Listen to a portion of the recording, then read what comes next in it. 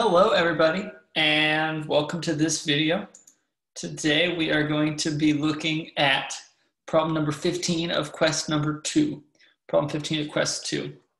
And remember, you had this car that was driving and it sees this deer and then it has to react and then hit the brakes. Okay, and in part number 2, we are given this reaction time right here, this 3.4 seconds. And we're asked how fast are they traveling when they reach the deer. Okay, so let's read back through number 14 and let's write down all of the key information we have. So we know the initial velocity is 11 meters per second. Okay, we know that the total distance, delta x of r, equals 45 meters. Right? And we know the acceleration when you're braking is going to be acceleration equals -7 meters per second squared. That's everything we're given in part 14. We're given this here, and then this is here, and then the initial velocity comes from here. We also are given that we're also given this reaction time. So I'm going to call that T sub r. And I'm just going to round it to 3.46 seconds. If you're doing this actually in Quest, you should do the whole decimal, and when you're entering it, put the whole decimal in there, just like you normally would. But this is just for now, for being a little shorter and more concise. So that's everything we know so far.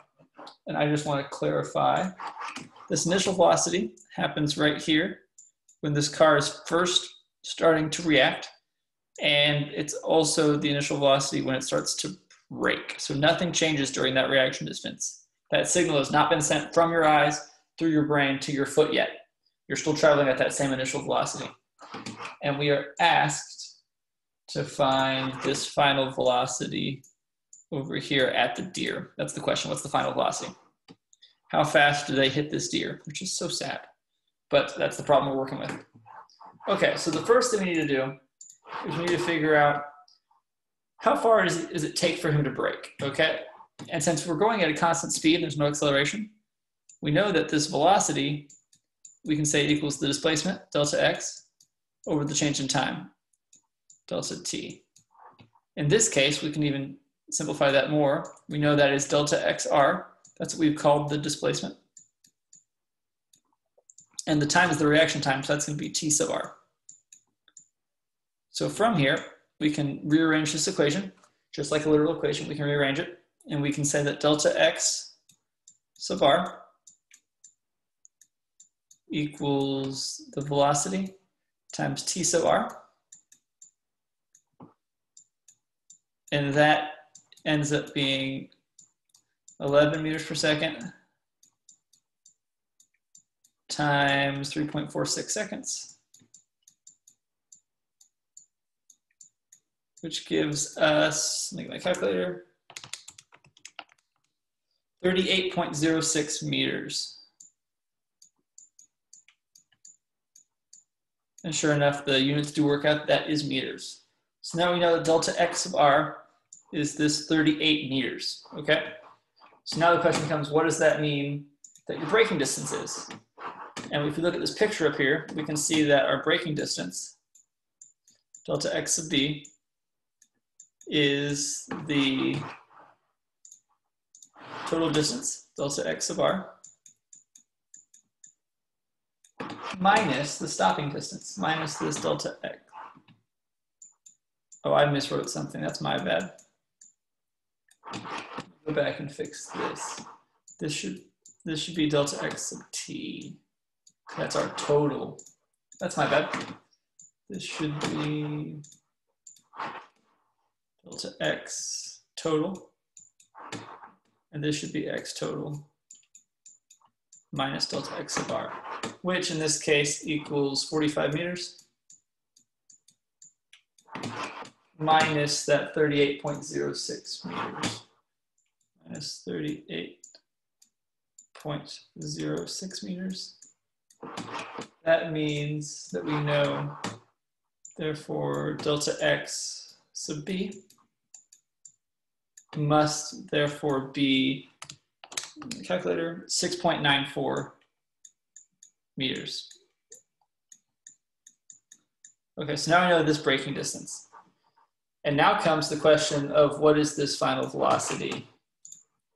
And to do that, we can actually use this kinematic equation up here, this fourth one, because we know we're looking for the final velocity, we know the initial velocity, we know the acceleration, and we know the displacement.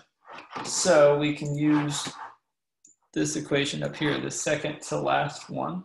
Let me remark it. This one, so we can use that. So we know that the final velocity squared equals the initial velocity squared plus 2a delta x.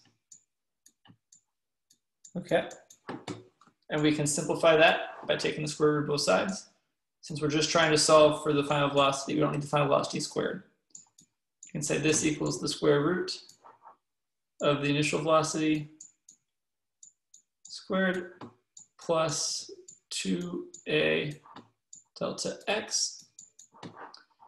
Ooh, let's plug in some numbers. This is 11 meters per second. All of that squared plus 2. We know our acceleration is -7 meters per second squared. And our displacement, our delta x sub b, here, since we're talking about this braking distance, is this 6.94 meters. And what we want to do is we want to take the square root of all of that, take the square root of all of that. We plug that into a calculator.